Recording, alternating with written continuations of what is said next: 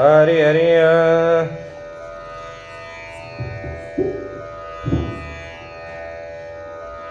हरि श्री गणेशाय नमः श्री रामचंद्राय नमः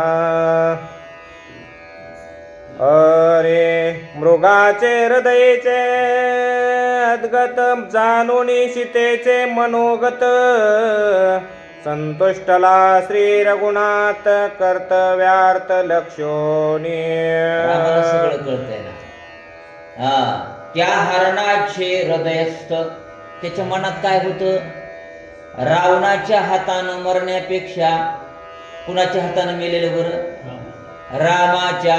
त्याचं हृदयगत म्हणजे त्याच्या सगळा भाव जाणला होता. आणि सीतेचे मनोगत, सीतेच्या मनात काय? कंचुकी करायच्या. देवाला सगळं कळतं, तिचाही भाव पूर्ण झाला पाहिजे, त्याचाही उद्धार झाला पाहिजे. हे रामचंद्र प्रभूंनी जाणलं. आणि जाणल्याच्या नंतर म्हटले दोन्ही काम व्हालेत ना. त्याचा उद्धार व्हालाय, पत्नीचंही मनोरथ पूर्ण व्हायलंय. होकार दिला. काय होकार दिला? श्रीराम म्हणे गा सौमित्र पाहे पा कैसा मृग सुंदर ठान माने अति गंभीर हेम शरीर रत्नांक. रामचंद्र प्रभू लक्ष्मणाला म्हणू लागले, लक्ष्मणा लक्ष्मणा बघ, हे किती चांगलं दिसाले मृग. हेममय सुंदर सुवर्णाचं दिसायलंय. ज्यार्थी सुवर्णाचा आहे, माझ्या पत्नीचं मागणं आहे, पूर्ण करावं लागते. भावानं उद्या नकार देऊ नये ना. त्याला अगोदरच म्हणू लागले, ऐक ऐक लक्ष्मणा, सीतेचं मनोगत पूर्ण करण्यासाठी काय म्हणू लागले राम? ऐसा मृग नंदन वनी पूर्वी नाही देखिला नयनी नाहीच चित्ररथ वनी ऐसा त्रिभुवनी असे ना. मी कुठंच हे असा हरिण बघितला नाही. नंदनवन फिरलो, क्षेत्रवन फिरलो, जे जे म्हणून सुंदर वन आहे त्या त्या ठिकाणी गेलो, पण असा सुंदर असा बघितला नाही. देवाला कळू लागलं, पण काय करते? पत्नीच्या पुढे काही म्हणता येत नाही. माय जगाला सांगता येते. आता आमची पत्नी नाही म्हणून म्हणाले तुम्हाला. होय, म्हणता येत नाही. गप्प सहन करावं लागतंय म्हणजे लागतंय. तसं तिचंही मनोगत आहे, ते पूर्ण करायचंय. मी कुठंच बघितला नाही. लक्ष्मणाला नाही म्हणू नये म्हणून म्हणाले. क्षेत्रवन फिरलो, नंदनवन फिरलो, जे जे वन आहेत ना पृथ्वी तलावर, इतकं हरण बघितलं का? नाही ना. मग वने हिंडता दिक्पुटे ऐशा मृगाशी नाही भेटी लावण्य मृगाची कसवटी नाही दृष्टी देखील. किती लावण्य आहे याच्या ठिकाणी. लावण्य मृगाची पुष्टी, त्याची एकंदरीत पाठ बघ किती आहे. लावण्याची राशी आहे. त्याच्याकडे बघितला ना, लागला टकळा हरिणाकडेच बघत राहावं वाटावं, है की नाही लक्ष्मणा? बघ बघ. आणि ती कामना किंवा इच्छा कुण केली आहे? सीतेनं केली आहे. माझ्या पूर्ण करावं लागते. तसं माझी सीता आली, आता ती काय काय मागते ती बघू आपण. या मृग त्वचेचे कांचोळे सप्रेम मागे जनक बाळे अयोध्या प्रवेशाची काळे स्वयं लाळे लेऊ पाये. लक्ष्मणा, माझ्या एकंदरीत सीतेला असं वाटतंय 6 महिने राहिले तिथं. आता 6 महिन्याच्या नंतर आपल्या सासरी जायचंय. म्हणजे अयोध्या प्रवेशाचे वेळी वनवास झाला ना, जाणार आहे. तिला वाटाले की त्या मृगाच्या कातडीची काय करावी? कांचोळी चोळी शिवावी. तिचं मनोगत आहे. म्हणून मला वाटायले त्याच्याकडून वधवून घ्यायचंय. काय वाटायले? जे अपूर्व मज कारणे प्रथम सीतेचे मागणे नेती मनताला जिरवाने मृग मारणे त्वचार्थ. म्हणून तिनं मागितल्याच्या नंतर पतीकडं पत्नीनं मागितल्याच्या नंतर पतीला काही गोष्टी पूर्ण कराव्या लागतात. ज्या अर्थी घरदार सोडून आलेली असते ना, काय वडिलांचं सगळं सर्वस्व सोडून तुमच्याकडे आलेली असते, तिनं जर म्हटले तर करावं लागतं ना, ते करणंच हे पतीचं काम आहे. म्हणून मला तिच्या अपेक्षेमुळं पूर्ण करायचे. पहिलं करू देत नव्हते मला, पतीच्या हातात बी काही नव्हतं. आईला विचारावं लागायचं. आमच्याकडं तर एक जण असं होतं, कपाटातच सगळं ठेवायचं. फणी असो, तेल असो, पावडर नव्हतंच.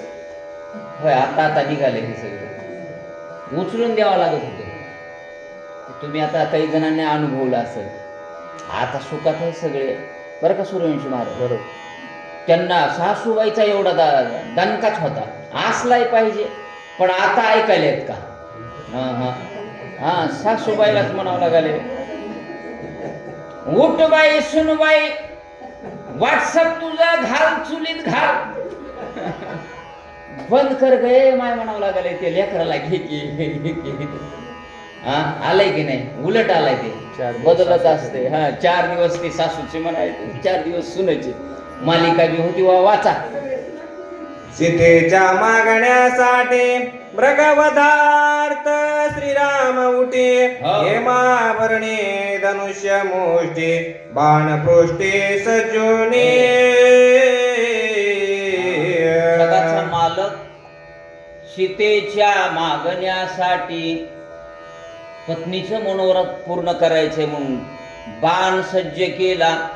आणि बाज कोणता होता? स्वर्णमय बाण सज्ज केला, हेममय बाण सज्ज केला. आणि म्हटले, आता पत्नीनं मागितलंय ना, त्या मृगाला मी मारतो. काय केलं रामांनी? श्रीरामे माडोने आठान, धनुष्य वाहिलासे गुण, सीतेला विलासे बाण, मृग लक्षण निघाला. सीतेला विलासे बाण. रामांनी पत्नीची मागणी पूर्ण करण्यासाठी, नाथ महाराज म्हणतात, निघाले. आणि निघाल्याच्या नंतर बाण घेतला, त्याला तुनीर जोडला महाराज. आणि जोडल्याच्या नंतर निघालेत. आता कुणाला मारायचंय? या मारीच रूपी हरणाला. रामाला तेही माहित होतं ना, देवाला सगळं कळतं, हे राक्षसानं वेश घेतलाय. पण त्याचा उद्धार करण्यासाठी राम निघाले तुनीर घेऊन. कुठं निघाले? लक्ष्मणाय के सावधान, बाणे के मृग मारिन, मृग चर्म शोभायमान, सीतेशी देन सुखार्थ. लक्ष्मणा ऐक, हे बघ, माझ्या पत्नीच्या सुखासाठी मी मृग एकंदरीत जी त्वचा आहे ना, ते देण्याच्या विचारात आहे. आणि तिला दिल्याच्या नंतर सुख होईल. पतीनं पूर्णत्वच केलं पाहिजे, काही काही गोष्टी ऐकल्याच पाहिजे. रामायणातनं शिकायचंय, आपलाच हट्ट करायचा नाही पुरुषांनी. आता जास्त नाही, ते आता काकांचे दोघच आहे तिथं काय. म्हणून नाही, चांगली जोडी आहे. आता आम्हाला जायचं आलं, अन्यथा सुखानं त्यांचं मोल करू नये इतके सगळेच तुम्ही, बरं का. आता जास्त संपर्क त्यांचा आला, पण अमोल माणसं आहे तिथं. म्हणून लक्ष्मणा, एवढं मला काम करायचंय. कोण म्हणू लागले? राम म्हणू लागले. मृग चर्म आलिया हाता, परम सुखे सुखावे सीता, ऐके तिच्या मनोगता, उभय भागता विभागो. आणि म्हणून त्या माझ्या पत्नीचं मनोगत आहे, ऐक तिच्या मनोगता. तिचं मनोगत आहे ना, मला पूर्ण करावं लागेल ना. आणि ती पूर्ण करण्यासाठी लक्ष्मणा तिचं दुसरं एक मनोगत आहे. तुला सांगू का काय आहे? अर्धचर्माचे कंचुकी पूर्ण अर्धचर्माचे मज आसन करिता अयोध्या प्रवेशन शोभायमान आम्हा दोघा. पत्नी एकासाठी मागत नाही, पुरुष तरी आपलं घेऊन येते बाजारात गेल्यास. महिला गेल्याच्या नंतर नवऱ्याला निदान गाजरं तरी आणते, मा एवढं खाईल. नुसते येतच नाहीत महाराज, काही ना काही. तुम्ही गेल्यास म्हणजे मी बी आलो त्याच्यात, हा आहे की नाही, आपलं आपलं फक्त आणते. विसरलं की ओ म्हणते या विसरलेलं नसते, आणायचं नसते. पण पत्नी दोन्हीचा विचार करते, माझाही विचार करते. तुम्ही गेला समजा एखाद्या कुठल्या दुकानात, पतीसाठी घेऊन येते, लेकरासाठी घेऊन येते. तसं सीतेचा विचार आहे. अर्ध्या या कातड्याचं, अर्ध कातड्याचं काय करायच्या, चोळी करायच्या, आणि अर्ध्या कातड्याच्या माझ्या नवऱ्याला बसण्यासाठी आसन करायचं, हे तिचं मनोगत आहे. रामचंद्र प्रभू तिचं मनोगत सांगू लागले आहे का? मृग चर्माचे भूषण एक कंचुकी एक आसन ऐसे सीतेचे भावी मन पती वचन करू नये. पतीचं वचन पाळलं पाहिजे हे सीतेला माहित आहे. मला तर कंचुकी करायची, पण अर्ध्या या कशाची कातडीचं त्यांना आसन करायचं हे मनोगत असल्यामुळं ते नाकारता येत नाही. नाकारायचं नाही. एकदा स्वीकारीला पत्नी गुण दोषासहित आपण स्वीकारित असतो. शिंदे महाराज पत्नीचे बरं का, म्हणून गुणही गुणच वाटल्यास सांगत जाऊ, दोष सांगायचे नाहीत ना. त्याच्यामध्ये बदल काय करता येतो? रामायण वाचायचे का वाच, ज्ञानेश्वरी वाचायच्या का वाच. 1,00,000 किती 1,35,000 सोनं झालं, 1 तोळा घ्यायचंय का घे, खुशच राहते. काय करायचं बँकेत ठेवून तरी? होय, दर महिन्याला घेतलं पाहिजे तुम्ही. रिटायरमेंट 10,000चं घ्यायचं का? होय, हाय का चान्स काय असा? घेत जा, वाचा. उत्तम अन्न आणि पक्वान, वस्त्रे अलंकार आणि भूषण, पतिवेन भागे आपण ती स्त्री जाण समवेशा. बर का, जी स्त्री वस्त्र असेल, अन्न असेल, हे सगळं काय करते, पतीशिवाय तिनं वस्त्र घालूच नाही. भूषण कुणासाठी? नटायचंय कुणासाठी? पतीसाठीच. आणि जी दुसऱ्यासाठी नटते, दुसऱ्यासाठी अन्न तयार करते, समवेश्या शेवटच्या तुकड्यात सांगितले, ती कशी आहे म्हटले? वेश्यासारखी आहे. म्हणून पत्नीनं आपल्या पतीसाठी सगळं करायचं हे तिच्या मनात आहे. सीतेच्या, माझ्या बरोबर माझ्या नवऱ्यालाही आसन झालं पाहिजे बरं का लक्ष्मणा. असो ही ऐसे सीतेची कथा, लक्ष्मणा सावध ऐक आता. मग मारोने मजन येता, तिळभर परता होऊ नको. लक्ष्मणाला सांगाले तर मी जातो आता मृगाच्या माग माग माग.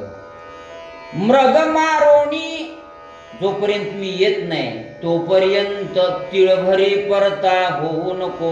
इथून हटू नको बरं का. काय हटू नको? मला सगळं माहित आहे. आपण कुठे आहेत? पंचवटीला आहेत, वनामध्ये आहेत.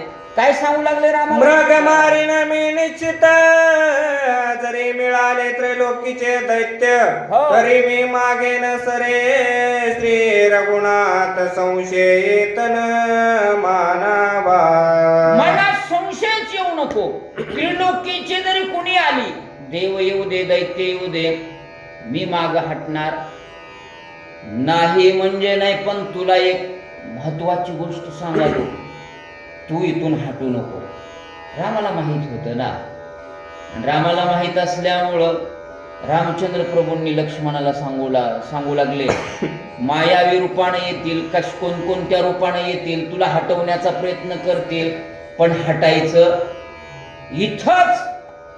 काय कर, राक्षसास पडिले हाडद्वंद, तुवा नसावे असावध, शस्त्रार्थे असावे सन्नद्ध, सीता सावध रक्षावे. आपल्या एकंदरीत दंडकारण्यामध्ये आपण आहेत, आणि आपलं राक्षसाचं काय, हाड वैर असल्यामुळे ते कधी येतील, घालतील, त्याच्यामुळं सावध असावे. सदोदित सावध राहाय. सावधच होते ना महाराज. लक्ष्मणांना अन्न सेवन कुठल्याही गोष्टी सेवेसाठीच आले होते ना. एवढी पत्नी सोडून कोण आलाय, लक्ष्मण आलाय. म्हणून त्याला सांगू लागले, कोणत्या रूपाने येतील राक्षस, घालतील, इथून हलू नको. गुज सांगे सौमित्र काने, राक्षस मायावी वने, सीता नेतेल छळोने, सावधाने रक्षावे. तिकडं जाण्याच्या अगोदर सावधानी रक्षावे. तुला कुछ सांगतो, काना सांगतो, मायावी राक्षस आहे, कोणत्या रूपाने येतील आणि छळून एकंदरीत सीतेला घेऊन जातील, त्याच्यासाठी सावध राहाय. काय काय सांगू लागले, मृग मारोनी मी जववरी, तुआ नवावे तुने तिळभर दुरे, संकट आले आहे जीवावरी, धीरे निर्धारे नसावे. संकट आली या जीवावरी, तुझ्यावर संकट आलं तरीही मायावी राक्षस आहेत, आणि ती माया करतील, तुला हटवण्यासाठी विविध क्लुप्त्या करतील. माणसं जशा विविध क्लुप्त्या करालीत का नाही, मतदानासाठी कुठं कुठं नेलं, त्या दिवशी सांगितलं ना. किती ट्रॅव्हल्स होत्या बाबा, त्याच्यात जाईल. विषय काही चिंता, तुआ न करावे गा सर्वता, सावधाने राखावी सीता, मागुता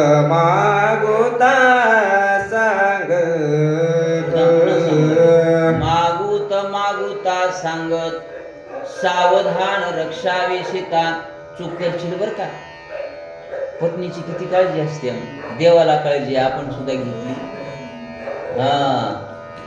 नाही तर माईसाठी आली असते का, सांगते दवाखान्यात निघलं काय नाही निघलं, उद्या वेळ असल्या जाऊ म्हणते बाबा. आईला दवाखान्यात नाही, पत्नीला तुला नाही तर 72 टाकीत नाही, ते देतच नाही. अति संकट दे कशी दृष्टी, तरीन सांडावे पर्णकुटी, पुनेस कानी सांगेन होय गोष्टी, सीता गोरटी रक्षावे. सीता गोरटी रक्षावी. काही संकट आलं तरी तूर्ण सांडावी पर्णकुटी. ही पर्णकुटी सोडू नको. कोण सांगतायत, राम सांगू लागले लक्ष्मणाला, ऐक लक्ष्मणा. सन्मुखालिया राक्षस कोडी, अंगाचे निज प्रौढे, युतान निघावे तातडी, सीता रोकडे तेने तिल. अनेक प्रकारे येतील ती राक्षस.